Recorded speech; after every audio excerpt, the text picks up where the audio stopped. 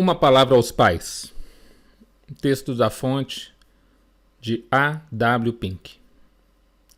Uma das mais infelizes e trágicas características de nossa civilização é a excessiva desobediência aos pais da parte dos filhos, quando menores, e a falta de referência e respeito quando grandes. Infelizmente, isso se evidencia de muitas maneiras, inclusive em famílias cristãs. Em nossas abundantes viagens nestes últimos 30 anos, fomos recebidos em muitos lares. A piedade e a beleza de alguns deles ainda permanecem em nossos corações, como agradáveis e singelas recordações. Outros lares, porém, nos transmitiram as mais dolorosas impressões. Os filhos, obstinados ou mimados, não apenas trazem para si mesmos perpétua infelicidade, mas também causam desconforto para todos que se relacionam com eles e prenunciam as coisas ruins para os dias vindouros. Na maioria dos casos, os filhos são menos culpados do que os seus pais. A falta de honra aos pais, onde quer que a achemos, deve-se em grande medida aos pais afastarem-se do padrão das Escrituras. Atualmente, o pai imagina que cumpre suas obrigações ao fornecer alimento e vestuário para os filhos, e ocasionalmente ao agir como um tipo de policial de moralidade. Com muita frequência, a mãe se contenta em desempenhar a função de uma criada doméstica, tornando-se escrava dos filhos, realizando várias tarefas que estes poderiam fazer, para deixá-los livres em atividades frívolas, ao invés de treiná-los a serem pessoas úteis. A consequência tem sido que o lar, o qual deveria ser, por causa de sua ordem, santidade e amor, uma miniatura do céu, degenerou-se em um ponto de parada para o dia e um estacionamento para a noite, conforme alguém sucintamente afirmou. Antes de esboçarmos os deveres dos pais em relação aos filhos, devemos ressaltar que eles não podem disciplinar adequadamente seus filhos, a menos que primeiramente tenham aprendido a governar a si mesmos. Como podem eles esperar que a obstinação de suas crianças sejam dominadas e controladas as manifestações de ira, se eles mesmos dão livre curso aos seus próprios sentimentos? O caráter dos pais é amplamente reproduzido em seus descendentes. Viveu Adão 130 anos e gerou um filho à sua semelhança, conforme a sua imagem. Gênesis, capítulo 5, versículo 3. Os pais devem eles mesmos viver em submissão a Deus, se desejam obediência da parte de seus filhos. Este princípio é enfatizado muitas e muitas vezes nas Escrituras. Tu, pois, que ensinas a outrem, que não ensinas a ti mesmo. Romanos, capítulo 2, versículo 21. A respeito do pastor ou presbítero da igreja está escrito que ele tem de ser alguém que governe bem a sua própria casa, criando os filhos sob disciplina e com todo respeito, pois se alguém não sabe governar a própria casa, como cuidará da igreja de Deus? 1 Timóteo, capítulo 3, versículo 5. E se um homem ou uma mulher não sabem como dominar seu próprio espírito, Provérbios 25, 28, como poderão cuidar de seus filhos? Deus confiou aos pais um solene e valoroso privilégio. Não exageramos ao afirmar que em suas mãos estão depositadas a esperança e a bênção, ou a maldição e a ruína da própria geração. Suas famílias são os berçários da igreja e do Estado, e de acordo com o que agora cultivo, tais serão os frutos que colherão posteriormente. Eles deveriam cumprir seu privilégio com bastante diligência e oração. Com certeza, Deus lhes pedirá contas referentes à maneira de criarem seus filhos, que a ele pertencem, sendo-lhes confiados para receberem cuidado e preservação. A tarefa que Deus confiou aos pais não é fácil, em especial nesses dias excessivamente maus. Entretanto, poderão obter a graça de Deus se a buscarem com sinceridade e confiança. As Escrituras nos fornecem as regras pelas quais devemos viver, as promessas das quais temos que nos apropriar, e precisamos acrescentar as terríveis advertências para que não realizemos essa tarefa de maneira leviana. Primeiramente, instrua seu filho. Queremos mencionar aqui 4 dos principais deveres confiados aos pais. Primeiro, instruir seus filhos. Estas palavras que hoje te ordeno estarão em seu coração. Tu as inculcarás a teus filhos, e delas falarás assentado em tua casa, andando pelo caminho, ao deitar-se e ao levantar-se. Deuteronômio 6, versículos 6 e 7. Este dever é sobremodo importante para ser transferido aos outros. Deus exige dos pais e não dos professores da escola dominical a responsabilidade de educarem seus filhos.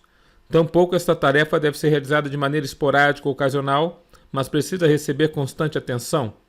O glorioso caráter de Deus, as exigências de sua lei, a excessiva malignidade do homem, o maravilhoso dom de seu Filho e a terrível condenação que será a recompensa de todos aqueles que o desprezem e rejeitam. Estas coisas precisam ser apresentadas constantemente aos filhos. Eles são pequenos demais para entendê-las. É o argumento de Satanás, visando impedir os pais de cumprirem o seu dever. E vós, pais, não provoqueis os vossos filhos à ira, mas criai-vos na disciplina e na admoestação do Senhor. Efésios capítulo 6, versículo 4. Temos de observar que os pais são especificamente mencionados neste versículo por duas razões. Eles são os cabeças das famílias e o governo desta lei, e o governo desta lhes foi confiado. Os pais são inclinados a transferir a sua responsabilidade às esposas. Essa instrução deve ser ministrada através da leitura da Bíblia e de explicar aos filhos as coisas adequadas à sua idade. Isso deveria ser acompanhado de ensinar-lhes um catecismo. Um constante falar aos mais novos não se mostra tão eficiente quanto a diversificação com perguntas e respostas. Se nossos filhos sabem que serão questionados após ou durante a leitura bíblica, ouvirão sempre mais atentamente. Fazer perguntas os ensina a pensarem por si próprios.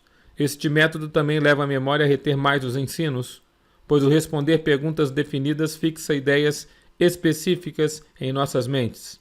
Observe quantas vezes Jesus fez perguntas aos seus discípulos. Seja um bom exemplo. Segundo as boas instruções, precisam ser acompanhadas de bons exemplos. O ensino proveniente apenas dos lábios provavelmente será totalmente ineficaz.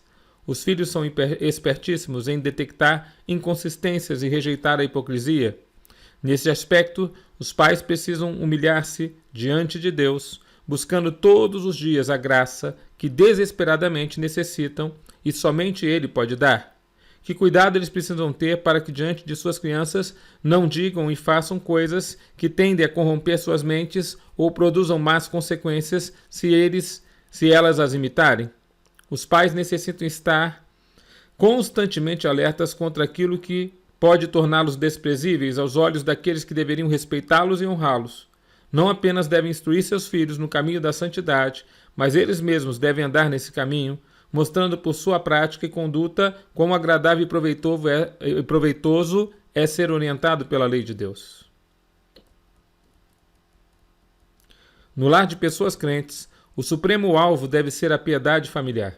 Honrar a Deus em todas as ocasiões, em todas as coisas subordinadas a este alvo.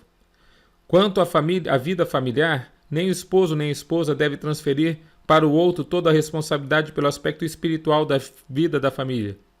A mãe com certeza tem a incumbência de suplementar os esforços do pai, pois os filhos desfrutam mais de sua companhia. Se existe a tendência de os pais serem muito rígidos e severos, as mães são propensas a serem mais brandas e clementes. Portanto, tem de vigiar mais contra qualquer coisa que enfraquecerá a autoridade do pai. Quando este proibir alguma coisa, ela não deve consenti-la às crianças. É admirável observar que a exortação dada em Efésios 6, versículo 4, é precedida por enchei-vos do Espírito, Efésios 5,18.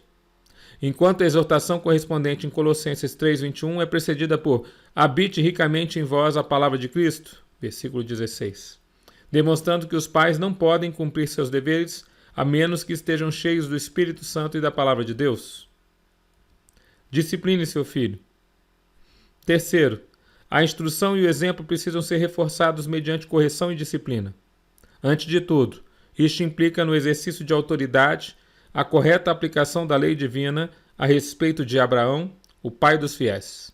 Deus afirmou, porque eu o escolhi para que ordene a seus filhos e a sua casa depois dele, a fim de que guardem o caminho do Senhor e pratiquem a justiça e o juízo, para que o Senhor faça vir sobre Abraão o que tem falado a seu respeito. Gênesis, capítulo 18, versículo 19. Pais crentes, meditem nessas palavras com cuidado. Abraão fez mais do que simplesmente dar conselhos. Ele ensinou com vigor a lei de Deus e ordenou sua casa. As regras com que ele administrou seu lar tinham o objetivo de seus filhos guardarem o caminho do Senhor, aquilo que era correto aos olhos de Deus. Esse dever foi cumprido pelo patriarca, a fim de que a bênção de Deus estivesse sobre a sua família.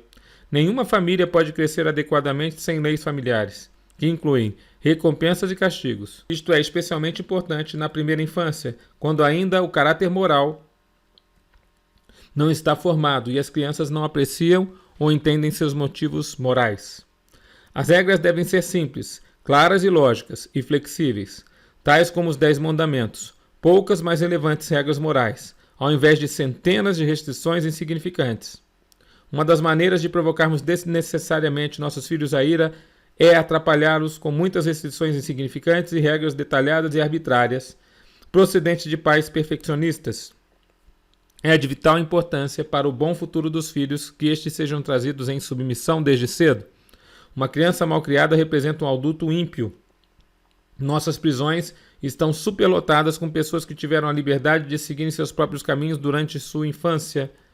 A mais leve ofensa de uma criança quebrando as regras do lar não deve ficar sem a devida correção, pois se ela achar clemência ao transgredir uma regra, esperará a mesma clemência em relação a outras ofensas, e sua desobediência se tornará mais frequente, até que os pais não tenham mais controle, exceto através do exercício da força brutal.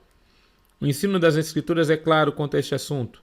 A estultícia está ligada ao coração da criança, mas a vara da disciplina a afastará dela. Provérbios 22:15 e também Provérbios 23, versículos 13 e 14. Por isso Deus afirmou: o que retém a vara aborrece a seu filho, mas o que o ama cedo disciplina. Provérbios 13, 24. E ainda, castiga teu filho enquanto há esperança, mas não te excedas a ponto de matá-lo. Provérbios 19, 18. Não permita que uma afeição insensata o impeça de cumprir o seu dever. Com certeza Deus ama seus filhos com um sentimento paternal mais profundo do que você ama seus filhos. Mas ele nos diz: eu repreendo e disciplino a quantos amo. Apocalipse 3:19, Hebreus 12:6. A vara e a disciplina são sabedoria, mas a criança entregue a si mesma vem a envergonhar a sua mãe. A severidade tem que ser utilizada nos primeiros anos de uma criança, antes que a idade e a obstinação endureçam-na contra o temor e a pungência da correção. Poupe a vara e você arruinará seu filho. Não a utilize e terá de sofrer as consequências. É quase desnecessário salientar que as escrituras citadas anteriormente não têm o propósito de incutirmos a ideia de que nosso lar deve ser caracterizado por um reino de terror. Os filhos devem ser governados e disciplinados de tal maneira que não percam respeito e afeição aos seus pais. Estejam atentos para não estragarmos seus temperamentos por fazermos exigências ilógicas e provocá-los à ira, por castigá-los expressando nossa própria ira. O pai tem de punir um filho desobediente, não porque ficou bravo, e sim porque é correto fazer isso. Deus o exige, bem como a rebeldia de seu filho. Nunca faça uma ameaça se não intenciona cumpri-la.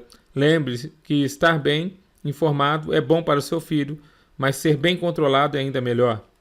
Esteja atento às inconscientes influências que cercam seu filho. Estude meios para tornar seu lar atraente, não pela utilização de recursos carnais e mundanos, mas por serviço de ideais nobres, por incutir-lhes um espírito de altruísmo e desenvolver uma comunhão agradável e feliz. Não permita que seus filhos se associem a más companhias. Verifique cautelosamente as revistas e livros que entram em seu lar. Observe os amigos que ocasionalmente seus filhos convidam para vir ao lar e as amizades que eles estabelecem. Antes mesmo de reconhecerem, muitos pais permitem seus filhos relacionarem-se com pessoas que arruinaram a sua autoridade paternal, transtornam seus ideais e semeiam frivolidade e pecado. Finalmente, ore por seus filhos. O quarto, o último e mais importante dever, no que se refere ao bem-estar físico e espiritual de seus filhos, é a intensa súplica a Deus em favor deles. Sem isto, todos os outros deveres são ineficazes. Os meios são inúteis, exceto quando o Senhor os abençoa. O trono da graça tem de ser fervorosamente buscado, para que sejam coroados de sucesso os nossos esforços em educar os filhos para a glória de Deus.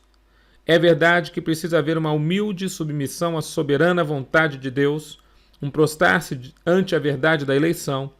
Por outro lado, o privilégio da fé consiste em apropriar-se das promessas divinas e em recordar que a ardente e eficaz oração de um justo produz muitos resultados. A Bíblia nos diz que o piedoso Jó chamava seus filhos e os santificava. Levantava-se de madrugada e oferecia holocaustos segundo o número de todos eles. Jó, capítulo 1, versículo 5. Uma atmosfera de oração deve permear o lar e ser respirada por todos os que dele compartilham. Fonte: The Gospel Coalition. Até a próxima.